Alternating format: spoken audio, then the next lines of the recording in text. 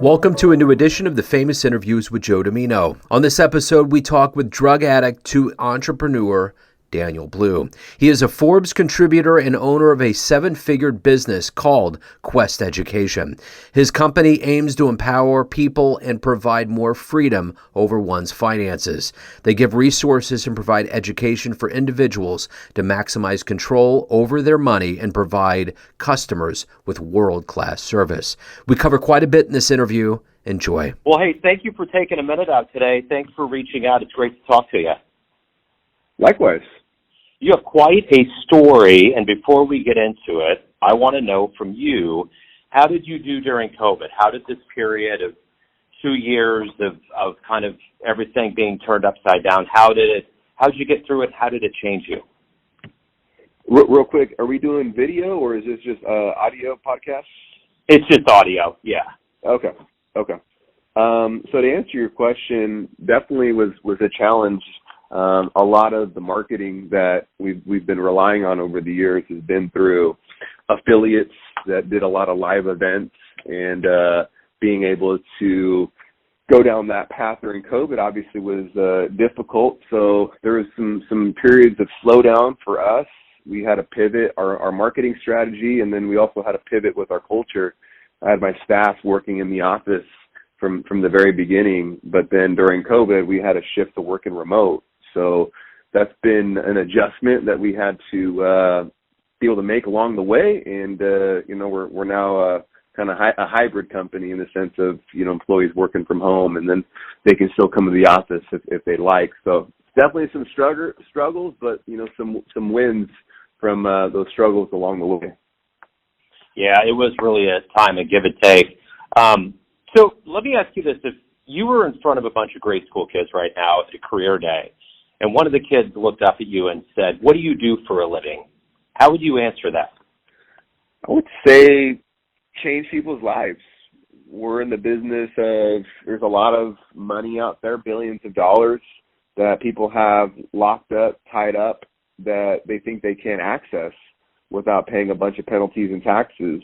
And we show people how they can access that money penalty and tax-free, where they can use that money to do some cool things like start a business that allows them to quit their 9-to-5 job or invest into real estate.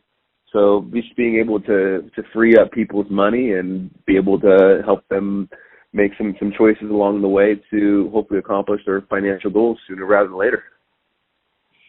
So you have an interesting story. At 19, you had a drug problem. You've obviously turned yourself into a successful businessman.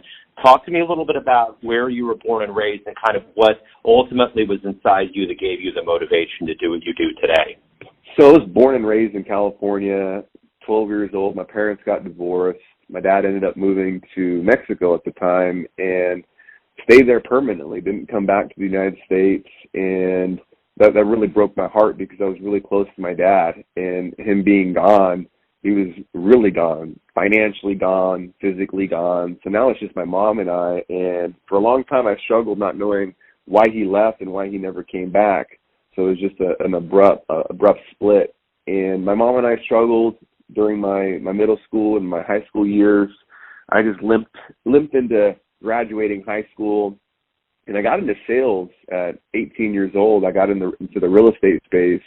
And that's when I was introduced to the concept that I mentioned earlier, where I learned that the billions and billions and billions of dollars that are floating around that people have that they don't think they can touch without paying penalties and taxes, that there is a way for them to access this money now without those penalties and taxes and do some cool things, like at the time was investing into real estate, flipping houses, doing rentals, things of that nature. And I just thought that was a really cool concept back in 2009, 2010, and I knew that was a concept I always wanted to explore more, and I ended up getting into this industry, this financial space, about 8 years ago, and worked for a company for a number of years, and then was able to do my own thing back in 2018. I started my own company. There's a lot of people out there. Probably one of the bigger fears that people have is maybe relocating or starting up a business. So I'm curious, what kind of fears did you have going into it, and how long did it take for you to get to a point where you found felt like you were financially soluble and comfortable being in control of the business? So I look at a business as a kid, right? A baby, a newborn. And think about it, a kid, a baby, a toddler is struggling to walk on its own at a year old, right? I mean, sometimes you've got the daughter, the little girl that's just running like a champ at 9 months.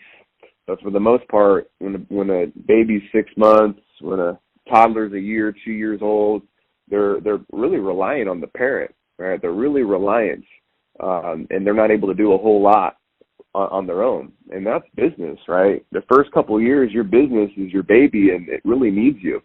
And what I say by that is you're involved in the front lines. You're maybe selling. Maybe you don't have sales reps, so you're actually on the front line selling. Or maybe you're doing the books for the business. Or maybe you're putting in a bunch of your personal money every month, every year into the business.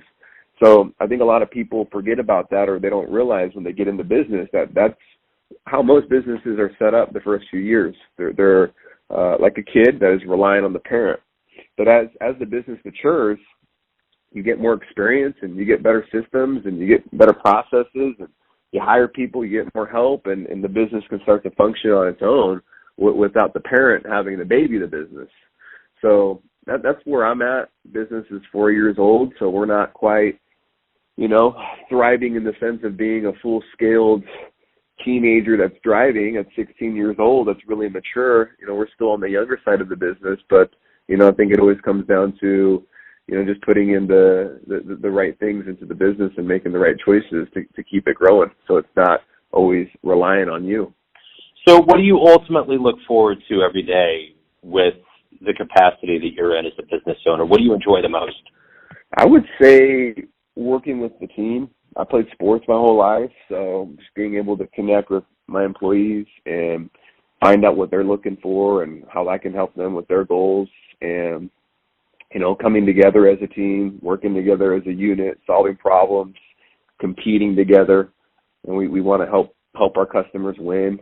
So it's a matter of coming up with ideas and ways that we can help our customers win, and being in the trenches with the team is always fun.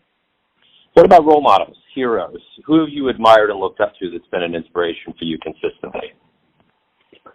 My mom. My mom got divorced from my dad when I was 12, and my dad abruptly left, didn't tell us why he didn't come back. I mean, he just was gone. And my mom, she never complained. She never talked bad about my dad ever, and never played the role of a victim. Never was venting to me about how bad we had it or how rough it was, or she was having a bad day, or life is just sucky right now. She just always showed up, worked, and instilled gratitude into me, and not being a victim, and showing up every day consistently. So, now that I understand more about life and I have my own kid and I'm much older and I can see what happened with how my childhood was and how great of an attitude my mom had, there's definitely no better role model out there for me than her. So one thing that always inspires us in any capacity, whether it's business, sports, otherwise, is art. What's been a particular album or book for you that was something that really motivated you and something you might revisit now that you're older? I would say the book that shaped me a lot, and one of the very first books I read that was self-help, self-development, was How to Win Friends and Influence Other People. That was a great book that taught me how to communicate with people and understand people. So that was a really good book. So what's been the best fan letter or response that you've gotten based on work you've done, something that you really remember to this day? And I had one of my employees the other day tell me that one of our customers told him that he could live with her if he ever moved into her state. Those are really, really cool things to hear, where the customer loves us that much, and being able to provide them with a lot of value, where they look at us that way. So always cool things to hear like that. So if you could meet one person alive on the planet right now, who would it be? Not the president. That's one for sure. Myself. I mean, I'm grateful to be alive today. I could be dead tomorrow. Today is the day that I got to wake up and have my two eyes open. So I'm just grateful to be alive today, and I'm trying not to compare myself to other people or wish I had what they had. I'm just happy to be where I'm at today and have another shot at making a difference in this world. So the one thing about everything kind of opening up now that COVID slowed down is that everybody's really kind of getting out there and doing some things. What's the future look like for you? Do you have any projects, anything that's on the horizon you're looking forward to? Definitely speaking. I've been able to speak a lot more this year with events opening back up, getting the message out there that people have the ability to access their retirement accounts penalty and tax-free and do some really cool things that can change their life is a message that more people have to hear. So being able to get back on stage and speaking a lot more is something I've been doing and want to continue growing. So if anybody wants to learn more about you, your services, anything related to your world on the web, where's the best place for them to go and the best place to contact you to get that going? DanielBlue.me is my website. That website gives you access to my book. I wrote a book teaching people how to access their retirement account penalty and tax-free. I've got my own podcast called How Winners Win, so you can check out that podcast on the website. And then I got a lot of free information as well on the site. And then if you have a retirement account and you want to learn how you can access it penalty and tax-free, there's a lot of information there on the website that could help you.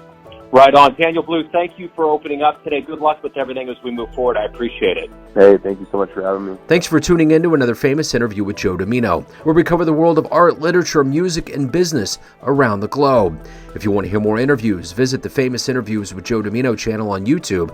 Thanks again for listening, and until next time.